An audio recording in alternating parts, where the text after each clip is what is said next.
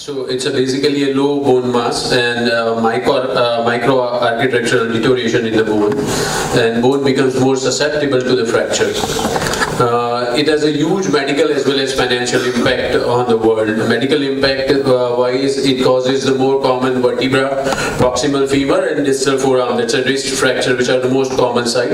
And this fracture are not just the fractures, they increase the morbidity and mortality of the patient, because when there's a hip fracture, only 30% of patients get back to normal work what they were doing before. So the morbidity and mortality is matter a lot in case of osteoporosis.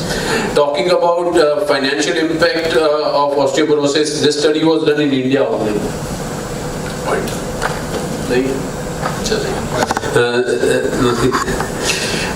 This study was published from the India, and it is more for the hip fracture, that 5 to 6 days on an average hip fracture patient will remain in the hospital, in private hospital, and in public hospital where I was working before, 15 days around, as we all know.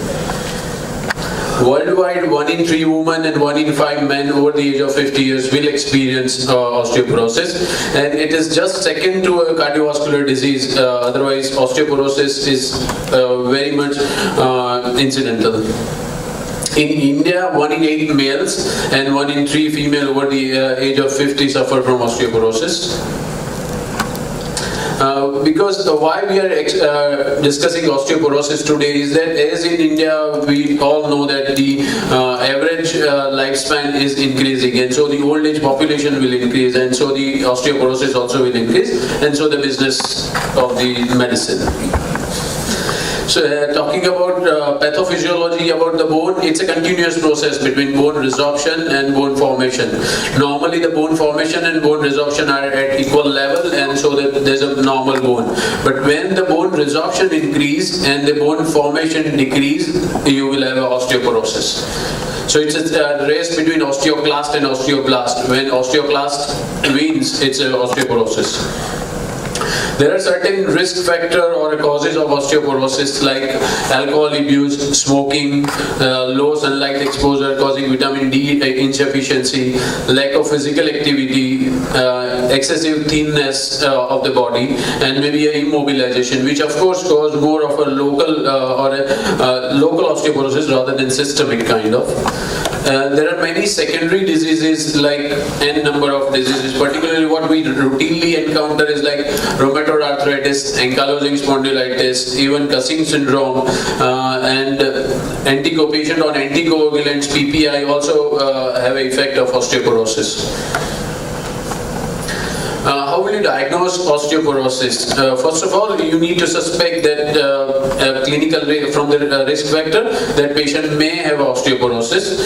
In physical examination, these are the 2 tests which are not exactly can suggest, but wall to occiput. But you must have seen the patient before, that sometimes patient may have a kyphosis, that is because of the other some orthopedic illness, and that might not be positive. But if you have seen the patient before and now the skull and occiput distance is more, then that is suggestive of dorsal hump or kyphosis. Then rib to iliac crest distance, if it is more than less than 2 finger breadth, patient may have chances of dorsal kyphosis suggesting osteoporosis. Loss of height is one factor where you can suspect osteoporosis. So once you suspect osteoporosis, one can go for a bone mineral density testing, and that is a DEXA scan, that is central dual energy X-ray absorptiometry. Where will you ask for a DEXA? I mean, each patient does not need DEXA. So there are patients who are women aged more than 65, man aged more than 70, having a clinical risk factor, but around 50 to 69 years of age.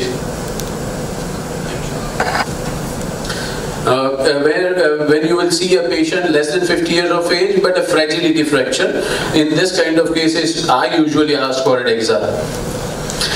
In a DEXA, we measure the radiologist measure 3 sites, that a proximal femur, spine, and a radius. In a proximal femur, these are the main areas where they measure: the neck of a femur, this lower part and the upper part, and this Watt's triangle. These are the 4 areas where they measure the neck, and 1, 2, 3, 4 lumbar vertebra. From where the readings will be there, and they will give you a T score and a Z score. And T score and Z score is compared with the young normal, and Z score is compared with the peak bone mass of the similar age. So if your T score is between more than -1, then it is a normal, and when it is lower than -2.5, then it's an osteoporosis. And from this, now Western world has invented this tool, that fracture risk assessment tool, and from there you can assess that how much is the chances of patient to get that fracture. And these are the questionnaire of the FRAX tool, and this is how the 10-year probability can be generated. FRAX tool is not that in vogue still in India, but it can be made with once you have a DEXA. So here's in the DEXA and the T-score, what is important is that even at a 50 years of age, 0 T-score, 3.8% possibility, and at a 75 years of age, it's a 7%. So same T-score, but as your age increases, the fragility fracture chances increases. Sorry. Talking about DEXA and a plain X-ray, which we usually ask for a plain X-ray, but there are certain indications given by international literature that when to ask for a plain X-ray and what to see for the plain X-ray. It is usually for a bone quality and strength. You can see the trabecular pattern if there is any alteration in the trabecular pattern, and you can find out occult vertebral kind of a fracture. And when you find a one vertebral fracture, the risk of hip and other fracture increases. So these are the indication where you can ask for vertebral imaging. But in India or in my practice, I usually ask for when the patient is more than 50 years of age, complaining of back pain, which is more than 3 weeks, still I ask for an X-ray. And that may suggest sometimes osteopenia, and you ask for an DEXA afterwards. This is something which pharmaceutical companies are more after it, I would say. Bone turnover markers. There are many kind of bone turnover markers, like bone formation marker and bone resorption marker. The bone formation markers are this one. More common bone formation marker is P1NP, that is pro-collagen type 1 propeptide, and bone resorption marker is more about a cross-linked talopeptide, which is measured in urine or serum, and the bone formation marker can be measured only in serum. So this is P1NP and this pro-collagen polypeptide. This is the two major markers, one for the resorption and one for the formation. Why would you ask for a bone formation marker? This is how it is, that if you want to regulate the drug response, then bone formation markers. Sometimes when you prescribe for the teriparatide, you ask for a bone formation marker. You can't ask for BMD every time. That BMD has to be asked for every 2 years, but every 6 months you can ask for a bone formation marker. Some pharmaceutical company gives P1NP free. I mean, otherwise it's a little costly investigation.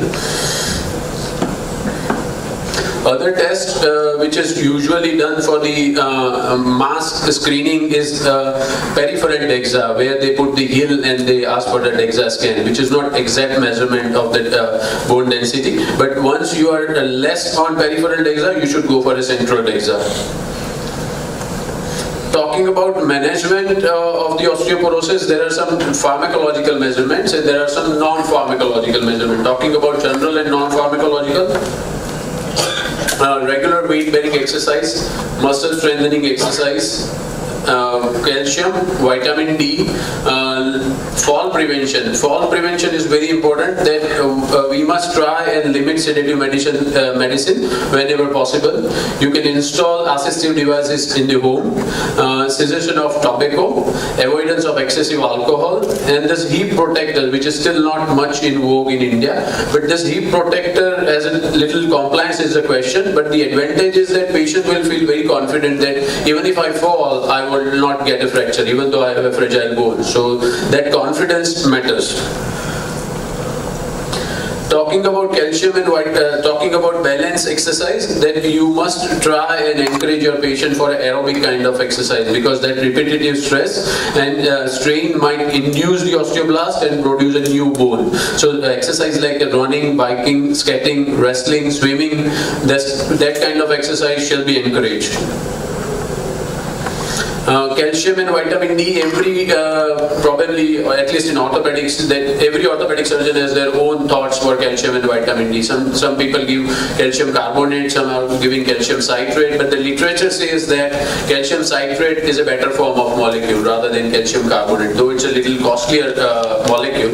Calcium citrate it does not have an increase of kidney stone, and it does not require food to be adjusted the dosage. So calcium citrate is more preferred than calcium carbonate, and the normal dosage which is preferred by Osteoporosis Foundation is 1000 milligram around calcium and 1200 milligram in men and 1000 in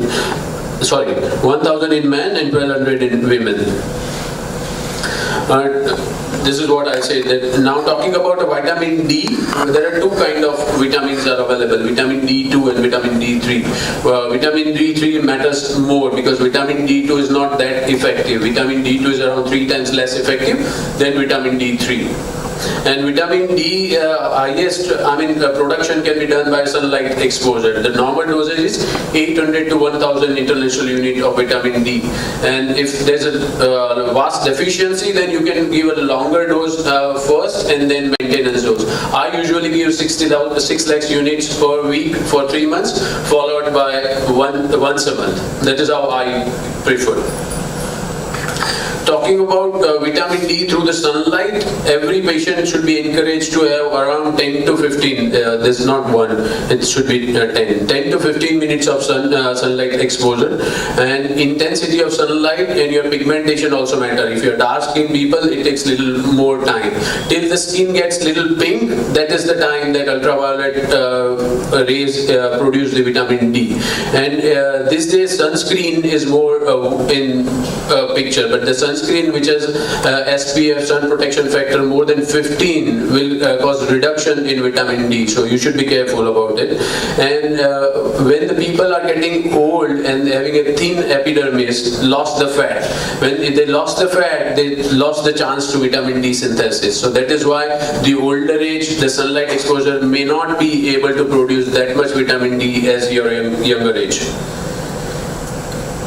This is again pharmaceuticals magic molecule, vitamin K27. There are no enough literature yet to support routine vitamin K supplement. There are K1 and K2, but still there are no enough evidences in international literature to support vitamin K27. It just increases the price of a medicine. That's what I feel.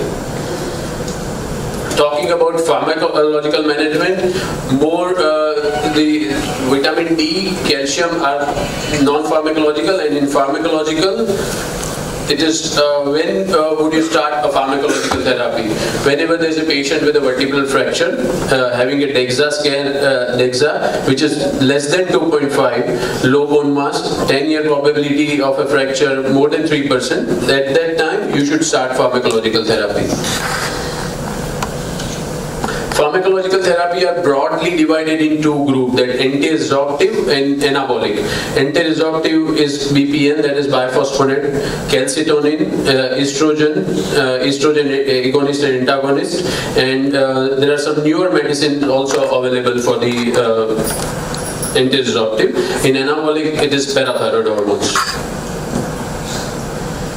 Talking more about calcitonin, it is used, there are two kind of forms are available in calcitonin, that is injectable as well as nasal spray. I usually prefer a nasal spray, which is given 200 international unit daily on each alternative nostril. Today this side, tomorrow this side. That is how I instruct my patient, and I give it for 3 months. They have some, what are the drawbacks of this calcitonin spray is that it has quality of a desensitization. Once you stop that, and then the bone mineral density will again go back to the normal. So that is why it is given for only for 3 months. And the other thing is that it has some effect on analgesia. Patient with a vertebral compression fracture, if you give the magazine spray, whatever the spray, then patient can have some benefit of analgesia. Talking more about estrogen, orthopedic surgeon, being orthopedic surgeon and discussing with many orthopedic surgeons, we are not much familiar about this estrogen. Though estrogen has a great role to produce the bone mineral density on a higher range, but the drawbacks of estrogen is that women treated with estrogen alone have no changes in incidence of coronary heart disease, but risk of cardiovascular disease, breast cancer and dementia far exceeds the benefit of estrogen plus progesterone therapy with respect to osteoporosis. So whenever you plan for estrogen or a progesterone kind of a therapy, I suggest to consult first a gynecologist and then to start the treatment. Talking about selective estrogen receptor modulator, there are two kinds, raloxifene and tamoxifen. Raloxifene is a good drug causing 62% reduction in all type of breast cancer as well. It has been proven role to increase the bone mineral density, but 3-time increase in thromboembolic events and may increase the risk of a fatal stroke. Tamoxifen has a more risk of a thromboembolism, and it includes the endometrial cancer as well. This is a third drug, which is a third generation in SERM, that is bezadoxifene. It is again same like tamoxifen and raloxifene, increase the dosage in BMD. This is same as BPN. Talking about BPN, that alendronate, resendronate, ibandronate, these are the three molecules, zoledronic acid. These are the 4 molecules we usually use. There are 3 generations, first generation, second generation and third generation. Talking more about mode of action, it is like it accelerated the apoptosis of osteoblast and increased the osteoresorption. So the alendronate, which is most commonly used medicine, that is 70 mg per week, increase the bone density in spine, hip and femur and decrease the fracture by an average 50%, alendronate. Resendronate, which is given 35 mg per week, approved for the treatment and prevention of corticosteroid induced osteoporosis. Ibandronate has one advantage, that it has to be given only once a month, that is 150 mg once a month. And anti-hip fracture efficacy of ibandronate is still not known. So if a patient is having a proximal hip fracture, I usually prefer alendronate rather than ibandronate. Zoledronic acid, the advantage is that it has to be given once a year, but can have some side effects like influenza, muscle pain, fever or headache. Uncommon side effects of all this alendronate are osteonecrosis of the jaw and atrial fibrillation. Then there is one more side effect which we have less often seen, that is an adynamic wound, and it causes the fracture, transverse kind of a fracture in the femur. When patient takes more than 5 years alendronate sodium, it can cause a fracture.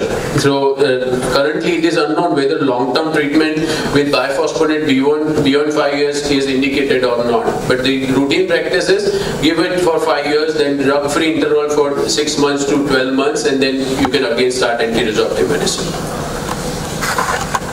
Talking about parathyroid hormone, it is teriparatide injection which has to be taken daily. It has to be given subcutaneously. The dosage is 20 microgram, administered as a daily subcutaneous injection, used for the treatment of patient with osteoporosis who are at a high risk of a fracture and those with a pre-existing fragility fracture. The only disadvantage of this parathyroid hormone is it's very costly. Though nowadays there are many companies who is having a 3,000 or 3,500 per month to 19,000, that is Lilly. Forteo is around 19,000 per month, and there are certain companies who are giving in 3,500 as well. The beauty of the PTH is that the quality of the bone, the microcomputer tomographic analysis has demonstrated an increase in the trabecular number as well as trabecular thickness as well. So that is how the bone formation occurs with the PTH. but it is contraindicated in active metastasis of bone, or a patient with a known case of skeletal metastatic cancer, or patient with having a history of irradiation. There are some articles suggesting some correlation between teriparatide and osteosarcoma, but it is still not clear in human about this association. So now we have two kinds of therapy discussed, that anti-resorptive and bone formation. There are many combinations possible between bone resorption and bone formation. These are the few combinations, that first you give biphosphonates followed by PTH, or you give both together, or bisphosphonate and then PTH. This PTH followed by bisphosphonate. So when you give a bisphosphonates first, they suppress the activity of bone formation to an extent that PTH are not that greatly effective. So if you want to give bisphosphonate, you should not give alendronate, because alendronate is a very strong medicine and PTH suppresses the effect. So this is not a great combination. If there's a delay, it is not clearly related to reduced bone turnover. And while giving both together, that PTH plus alendronate sodium, monotherapy with PTH gives a better result. PTH plus raloxifene combination therapy gives better DMD response, and PTH plus zoledronic acid combination therapy gives early 6 months result, but long-term results are not convincing while giving both together. So PTH plus bisphosphonate is a good combination. Why I'm saying that PTH plus followed by bisphosphonate is that what PTH is forming, you just lock in that much of bone density. That in effort to lock in and protect the valuable gains in bone mineral density during the 2 years of teriparatide treatment, and then you fix that with the followed by bisphosphonate. So that's a proper combination to my view. There are some newer medicines also available in the world, though I am not using this medicine, denosumab, that is receptor activator of nuclear factor ligand antibody. It's a monoclonal antibody which has reduced incidence of fracture after 3 years of use and gain in BMD after 10 years of therapy. Strontium, we commonly come across this molecule. It is the only agent who is having a dual mechanism, that bone promotes the bone formation as well as it inhibits the bone resorption as well. Anti-sclerotin antibody, it is again not much in FDA approved, this medicine is.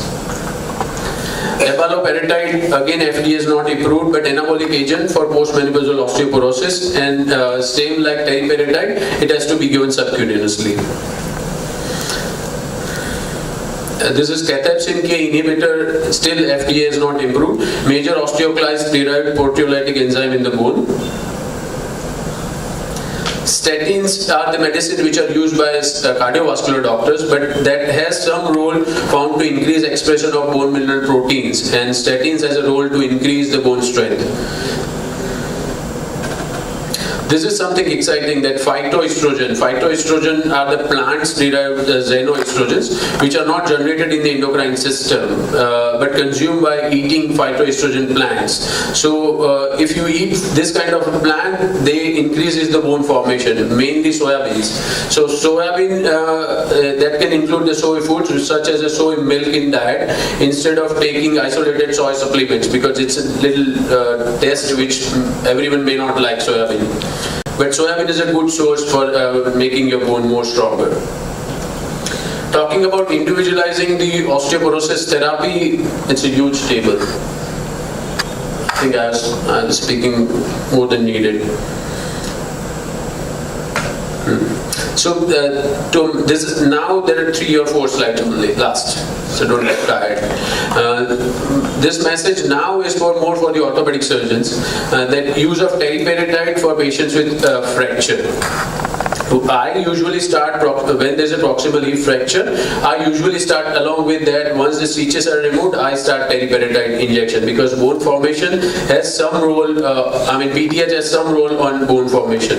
Parathyroid hormone may prove to be an attractive agent to enhance the healing and limit the risk of non-union of poorly healing or high-risk fracture. Bisphosphonate for patient who has undergone arthroplasty, that mainly we do nowadays hip uncemented, knee cemented. So where you need a more bone, that is uncemented, so that's a hip.